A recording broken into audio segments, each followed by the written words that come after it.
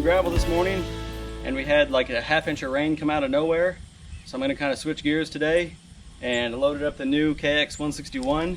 I've got a pole barn to demolish. So let's go and knock that job out today. And then we got a party to go to this afternoon. So I got like 4 or 5 hours to knock this job out quick. Let's get going. All right, we just got unloaded here. There's the building we're going to take down. It was actually in a fire, so the inside's all burned out. Got the roll off here. And I'm going to basically start by taking this top rafter out and let all the trusses fall down to the ground. And then we'll get all the girts out between all the posts and then cut the posts off.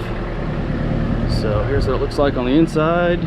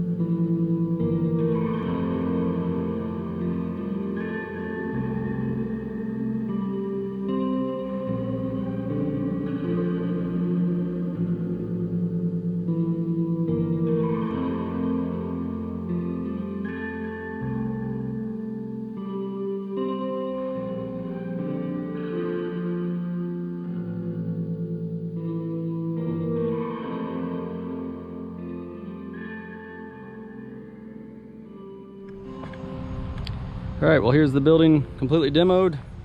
We ran a trench through this area here to get power and water up to the new building there. So it needs a quick broom and sweep off and finish cleaning up all the little debris here. Got everything to fit in the roll-off below the fill line.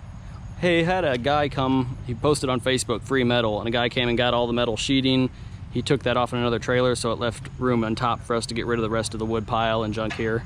Anyway, I bid this job originally, but I ended up only charging him on T&M rate because, you know, he was helping me a lot, and he is also gonna, you know, sweep this and final clean all this and everything. So I got it done a lot quicker than I had anticipated because, you know, I don't really need to do any of the finish work, which takes some of the most time.